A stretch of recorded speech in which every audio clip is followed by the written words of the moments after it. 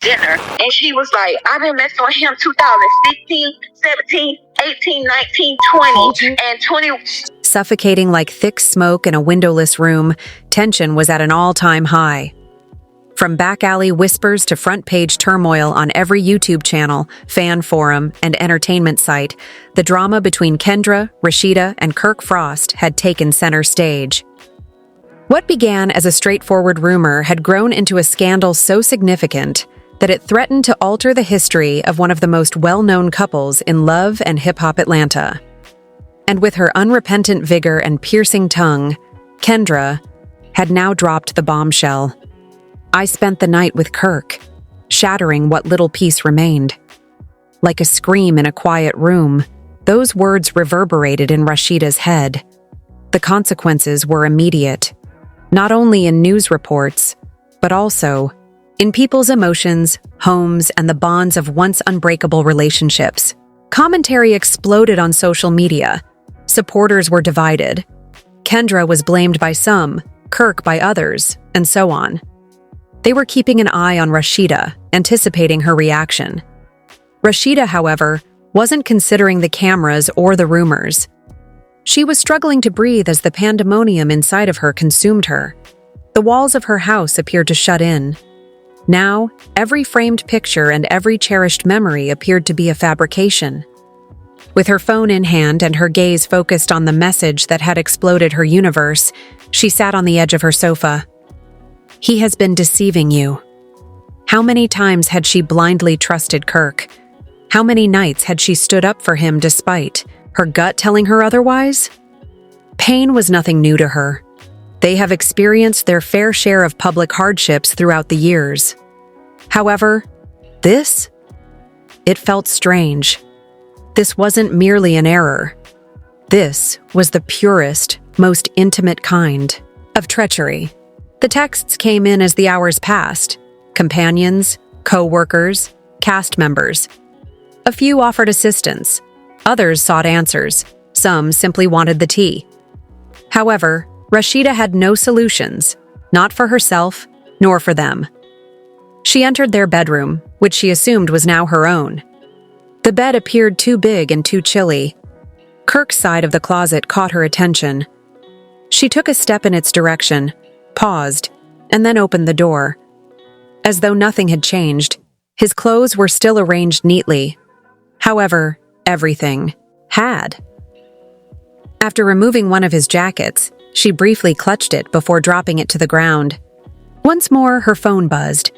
It was Kirk this time. She gave the television a long look before responding slowly. Please, Rasheeda. This is not how I intended it to come out. It's not what it seems like, I promise you, he stumbled. Her voice was calm but icy as she closed her eyes. Then, Kirk, tell me what it is. Tell me how the woman who has been treating me disrespectfully for months ends up in your bed. On the cue, there was stillness. Then followed the justifications. Emotional perplexity, tension, and irritation. Words to lessen the impact. But it became worse with each syllable. She trembled as she muttered, "You destroyed everything we built." And for what? He pleaded for another opportunity, pleaded to meet face to face, to discuss in person. She agreed a few days later. Neutral ground, a quiet cafe where they met. The tone was tense and the lighting was gloomy. Kirk appeared exhausted. Rasheeda didn't grin, but he stood when she entered. She didn't give him a hug. She folded her arms and sat down. "I'm present. Now speak." With regret in his eyes, he leaned forward. "It wasn't organized. My intention was not to cheat. I was vulnerable. She came on strong and I messed up. However, it was meaningless." Her eyes narrowed. "You lying to me meant enough to me. Several times.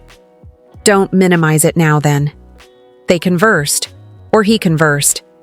She hardly responded as she listened. Her heart, however, was fighting a war within. The truth of his betrayal mixed with memories of their love.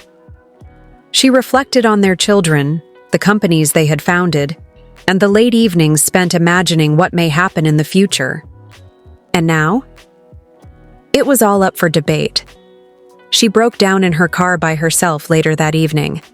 The sort of wail that makes your heart tremble. You know, the kind that drains you. However, something changed after the tears stopped. She had no intention of sitting in this storm. Without informing anyone where she was going, she packed a little bag, went home, and vanished for a weekend. She didn't use her phone. The world would be forced to hold off. She required time to reflect, to breathe, to recall her identity prior to the cameras, the scandal, and the heartache. She continued driving till the city vanished from view. Far from the lights and the drama, she found herself in a little seaside village. The sea air was clear, the quiet restorative. She thought there, on her life, on who she was, on everything she had given up for a man who was unable to be honest with her in return. She kept a journal. She sobbed. She gave old memories a sour laugh. But she managed to find some tranquility despite everything, a reminder that she was Rasheeda, a mother, a businesswoman, and a survivor, and not just Kirk's wife or a reality celebrity. She didn't head straight home when she got back to Atlanta. She proceeded to her workplace. She made a team call. She continued in the same direction. And a remarkable event took place. She was passionate again. Her imagination was stimulated. Her company started to prosper once more. She wasn't waiting for approval. She was writing a new chapter in her life. Kendra, meanwhile, wasn't finished. She kept hurling shade, releasing posts, and stoking the flames. Rasheeda, though, she didn't recoil. No more. The loudness was something she had learnt to block, how to avoid getting burned when walking through the flames.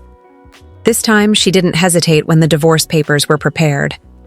After silently signing them, she prayed for peace and lit a candle at her altar, not only for herself, but also for Kirk's and everyone else's recovery.